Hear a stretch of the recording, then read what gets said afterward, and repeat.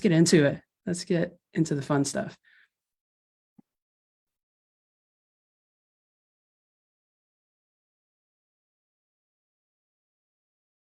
So you should be able to see my screen. I can't see y'all, so we'll try and go through this. The Empathetic Leader is my creation. Our company is about building exactly what it sounds like, more empathetic leaders, folks who are better equipped for managing people, folks who can self-regulate, who can deal with the stress that comes with the day-to-day environment, the modern office environment or the modern work from home environment, but also building an empathetic mindset is a skill that can help you in every aspect of your life. And we're going to talk a little bit about why. So this is kind of your executive summary, going to kind of walk you through what we're doing. This spot is driving me crazy, but I really like this color. So what are we going to do? So who are you? This is kind of the persona of who is generally interested in this subject, or the folks that reach out or are fascinated by this. If you don't see yourself in this, that's okay.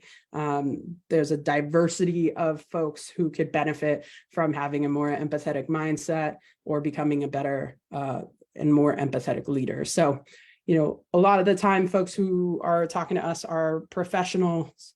It's either, at the higher levels of an organization or in the middle. They're managing people and they want to be good at it. Or they're sort of moving up the chain, moving up the food chain in their work environments, and they're, starting to have people report to them, and they want to get better at that experience, and they want to go into it kind of like open eyes and being the best manager and best supervisor that they can be. So you want to lead with emotional intelligence, and you want to be better at self-regulation. And then there's personal benefits, right? You want to be a better partner, a better friend, a better parent. You want to relate to people more.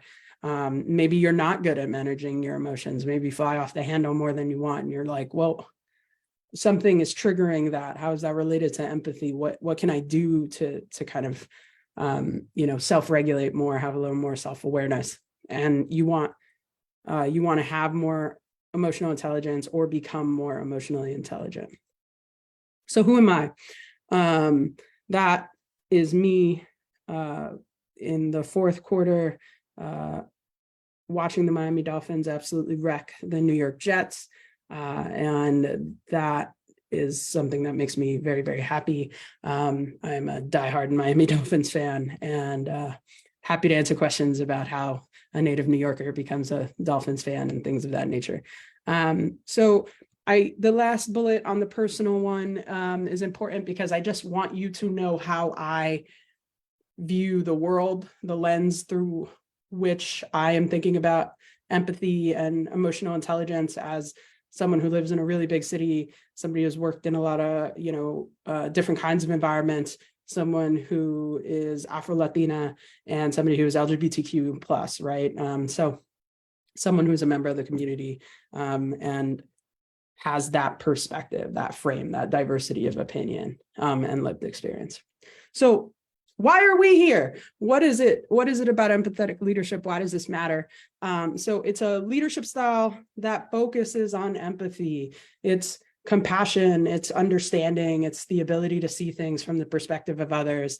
It's about being present and being an active listener. It's about understanding what is happening in the field of play around you. And all of these things allows you to become a better leader, right? And make better decisions and be a better model, let's say, for others when you're in your life. What are the characteristics of an empathetic mindset? So you're a good listener, you understand emotions, you can kind of read the room, you know what's happening.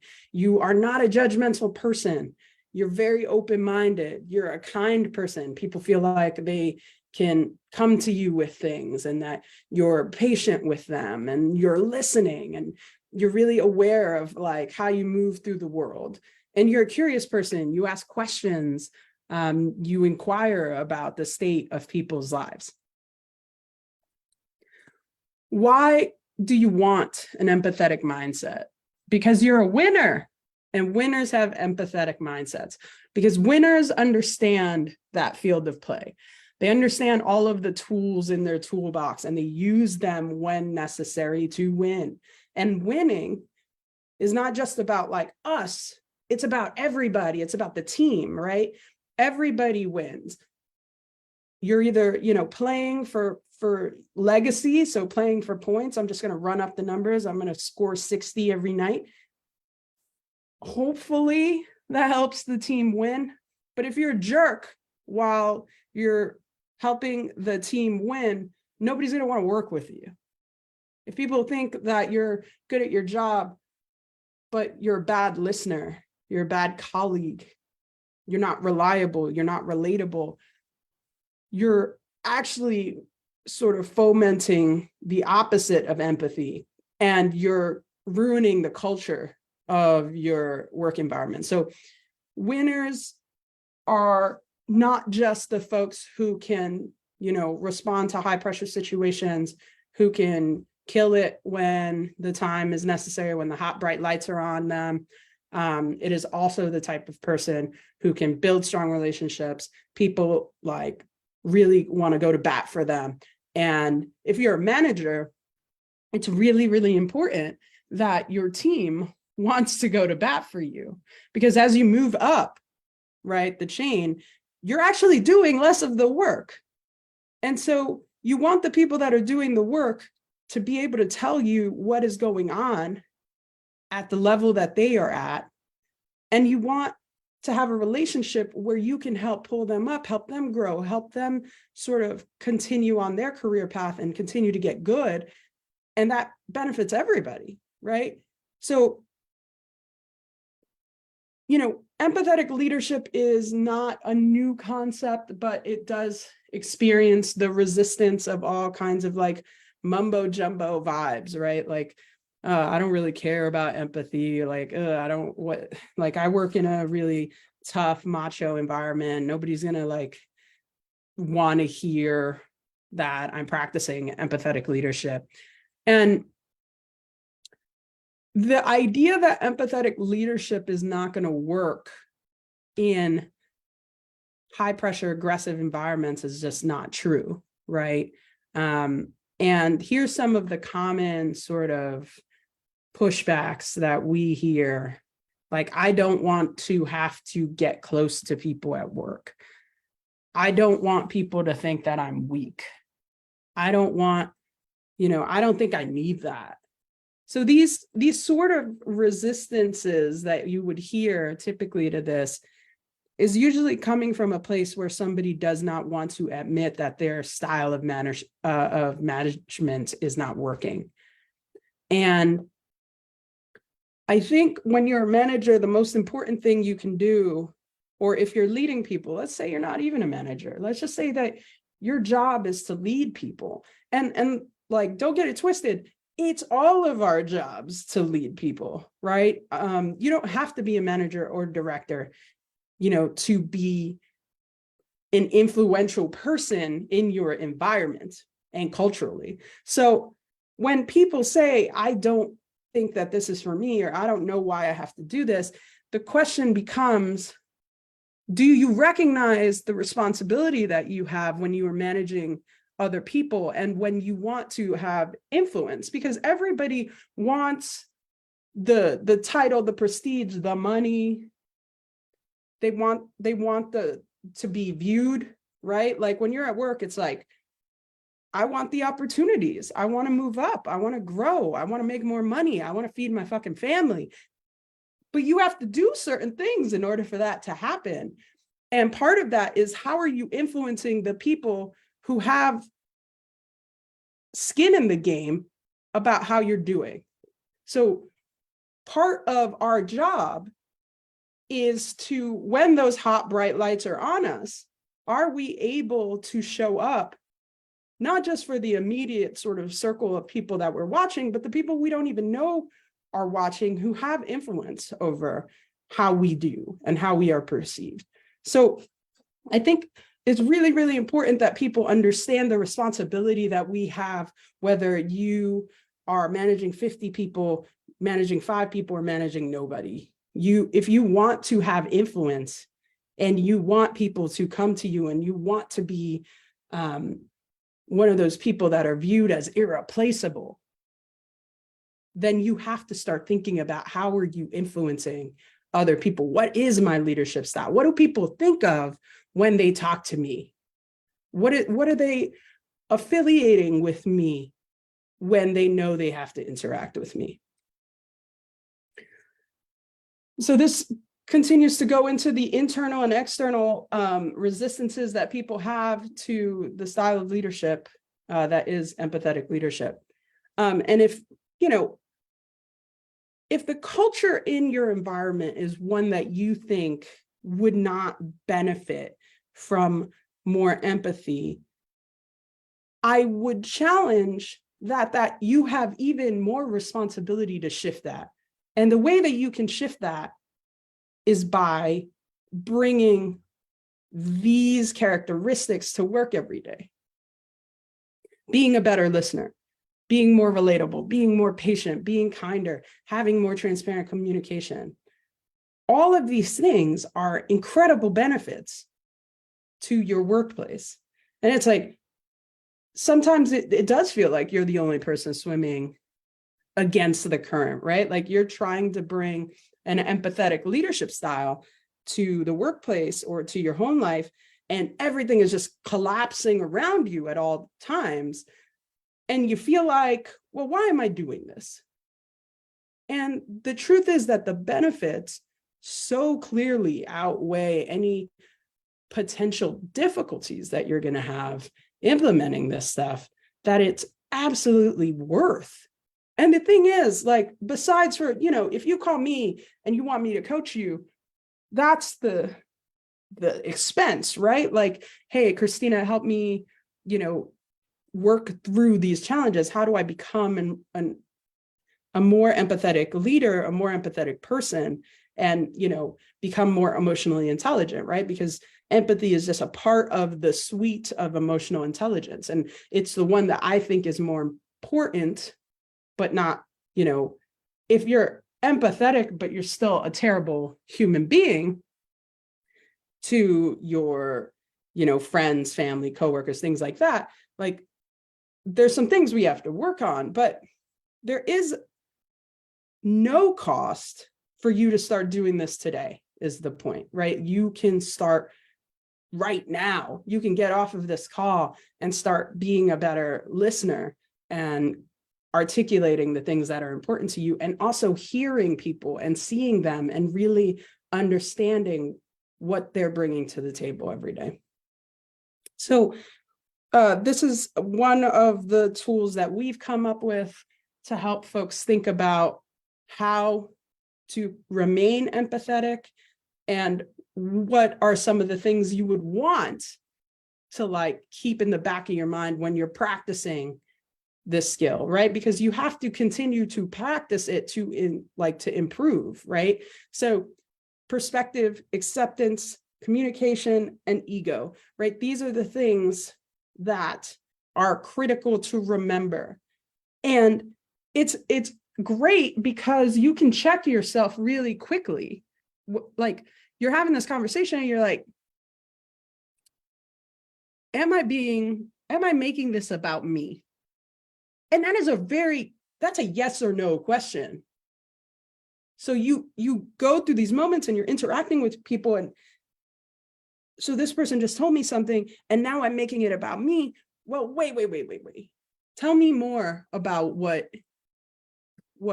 that relationship is.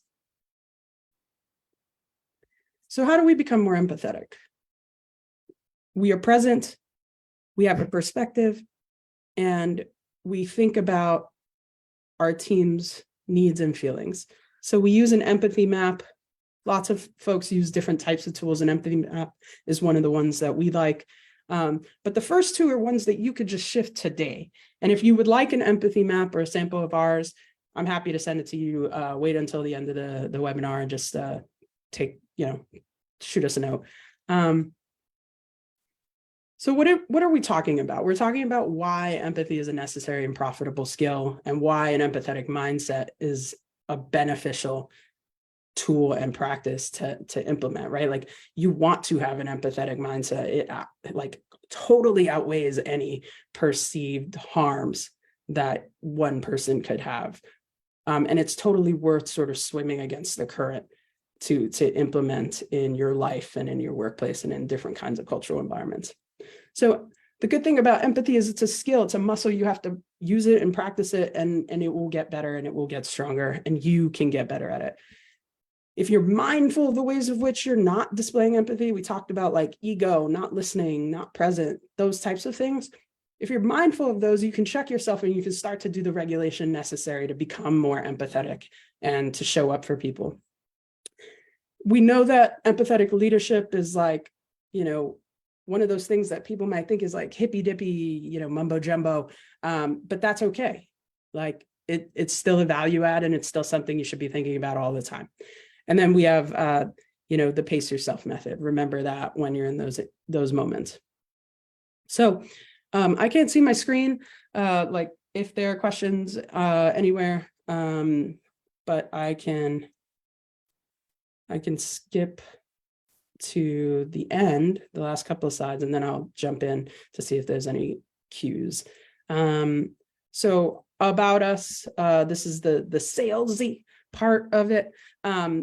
This is what we are about. This is why I created this. When I first started this, I started this because one of the things that came up a lot as I was moving up the food chain in my career was like, I really, really cared about the management stuff.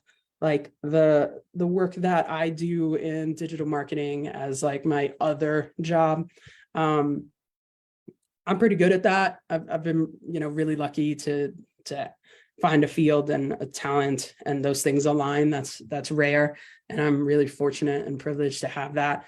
And to have that passion on the other side of the house, right? But when I started this, I was focused really on conflict, because I was thinking about how conflict is really a killer for teams and productivity. But then I realized that conflict comes out of people not listening and not being able to relate to one another and being able to understand each other. And that became like a bigger, more broad focus for me. Like in the course that we are recording,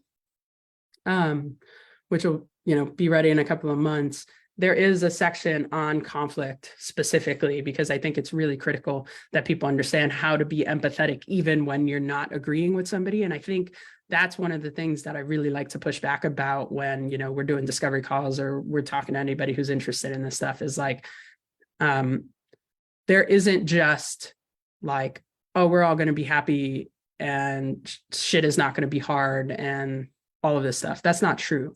Work is hard. So this is just a little bit about the way that we think about our work and why we think it's important. And it is a very critical skill. Like, I can't stress it enough. And I'm really excited about what we are doing and the way that we're thinking about coaching and the way that we're thinking about our relationship with people, and to create more empathetic people that are moving through the world, helping each other. So thanks so much. I try to keep it a tight 30 when we do these. This is all of our links. If TikTok were to like be banned in the United States, which is where I live,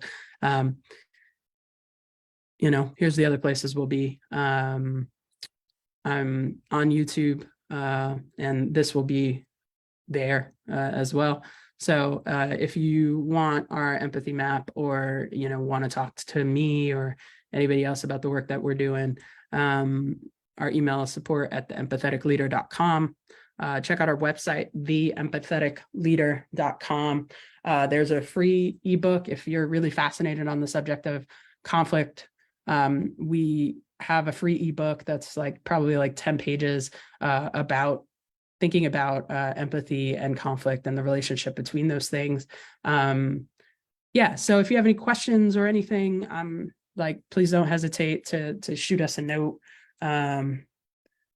It's always awesome talking about this, and it's something that I'm super passionate about.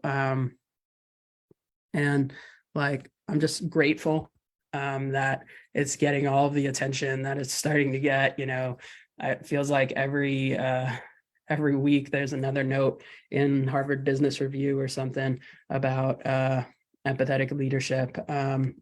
One of the other products that we offer is inspired by the incredible Taylor Welsh, who is a wonderful, just incredibly talented, high performance sort of coach, but also entrepreneur, who I have been following for, I want to say, a year now. He got super big and like doing like traffic and funnels and some of his other marketing stuff. But